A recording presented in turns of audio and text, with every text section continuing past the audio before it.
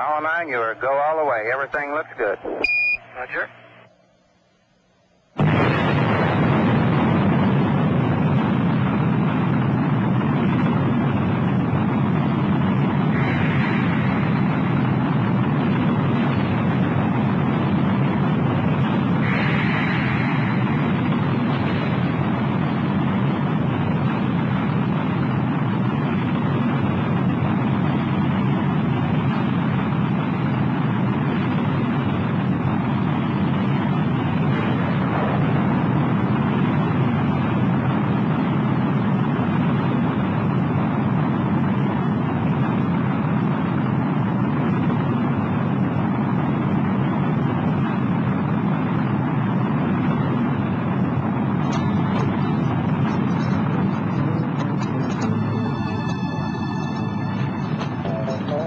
Downrange now, 4.5 miles high, velocity 2,500 feet per second.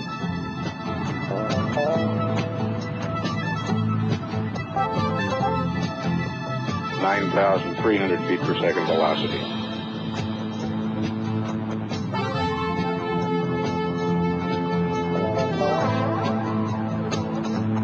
And Apollo 9, everybody's happy as a clam here, looking good. Apollo 9 has a go for staging now. 18,000 feet per second now, velocity.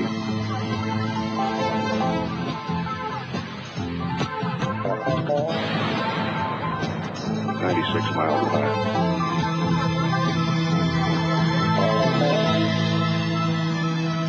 920 miles downrange now, 101 miles high, 23,000 feet per second velocity.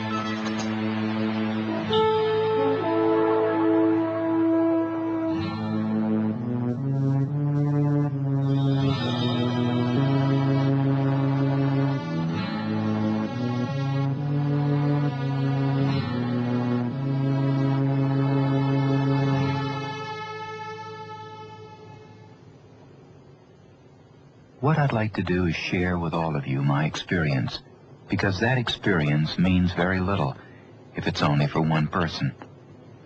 When you're up there, after you get settled in and used to the feeling of weightlessness, you notice that you're going around the entire Earth every hour and a half. And so you pull out a map of the world to see what you're passing over. You set up the periscope and you look in.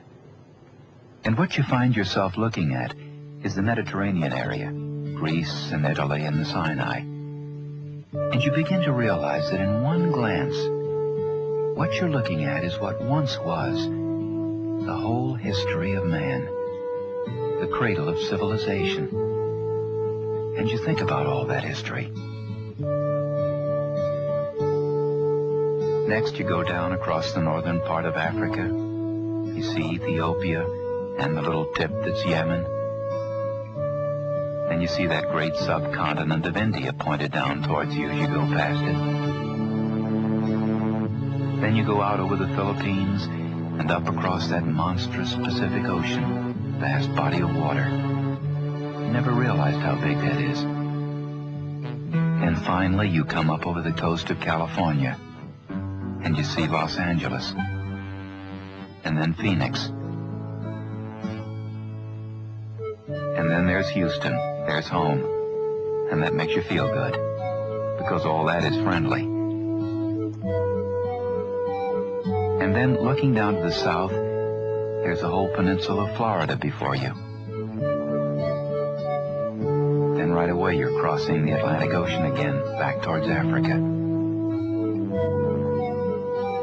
And you do this again, and again, and again, round and round. And you find that you're identifying with Houston, and then identifying with Los Angeles and Phoenix. And next you realize that you're also identifying with North Africa, and then with India, and then Sumatra, and then Australia. When you go around it in an hour and a half, you begin to realize that your identity is with the whole thing. And that is a change. That is a new feeling you never really felt before.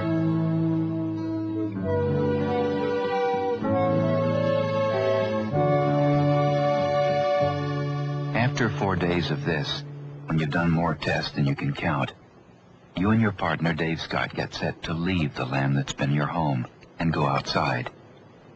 So you put on your suit, you get all ready, and then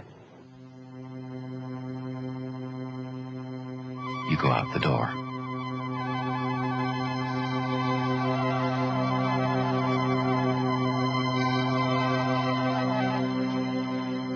The first thing you see is the sun rising over the Pacific, and it's an incredible sight. But you can't look at it for too long because you really don't have time. You've only got 40 minutes outside to do everything you have to do, so you start taking lots of photographs, like you're supposed to. He's been getting good pictures, and take a lot of them. You take pictures of Dave, and across the way in the command module, Dave takes pictures of you. Wait a second. It's a camera, if it ever runs again, it'll be a miracle. And then, a stroke of real good luck. All of a sudden, Dave's camera jams.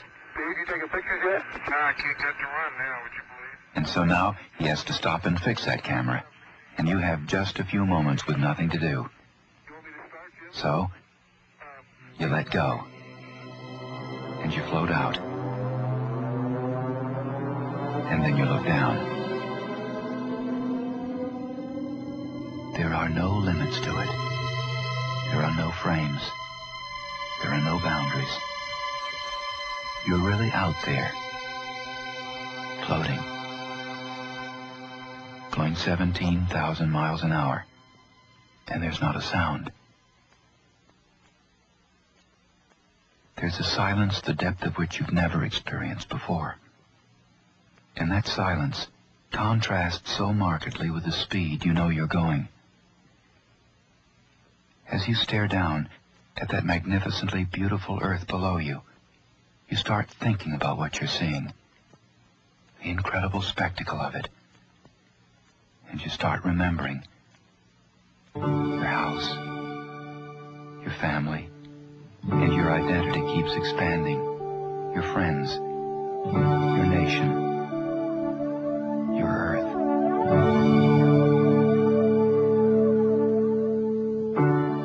And then something hits you.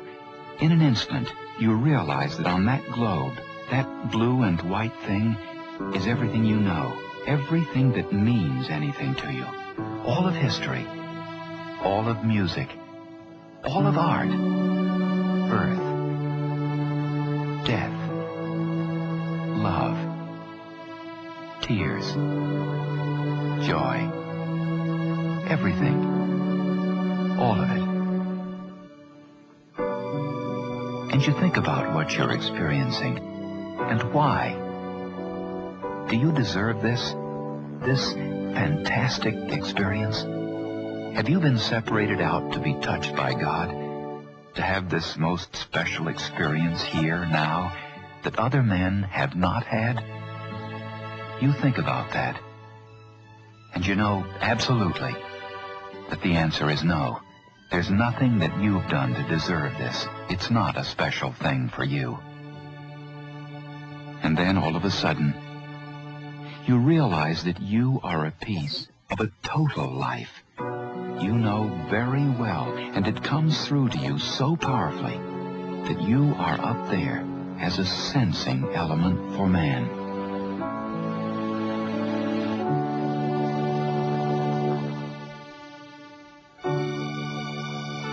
You look down, and you see the surface of that globe that you've lived on all your life, and you know that all those people down there, everyone, they're all like you. They are you. Somehow, you are representing them. You are a sensing element, now extending past the surface, a point out on the end. And that's a very humbling feeling.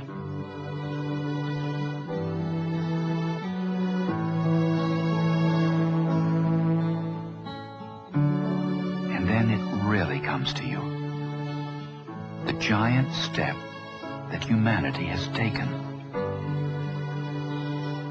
Somehow, without any of us being aware of it, things have changed. and we can no longer see ourselves as we saw ourselves before. For now we have seen our Earth as it truly is, bright and blue and beautiful, floating in eternal silence, with all of us as riders on the Earth, together, brothers, who know now that they are truly brothers.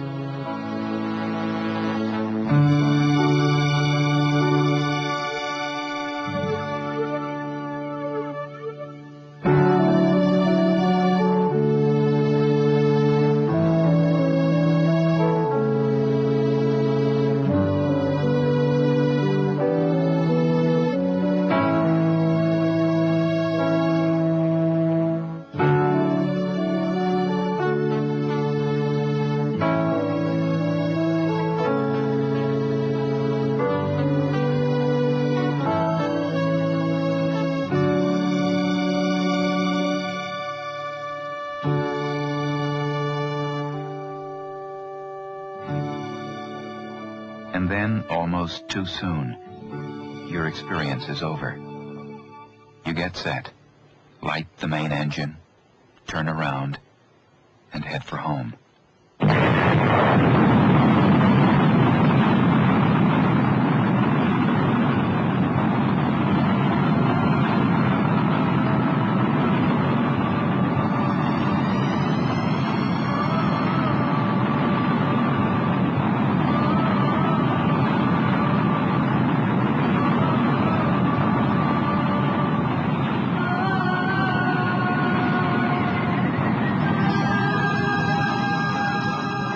Slow the ship down just enough to graze that womb of the Earth, the atmosphere.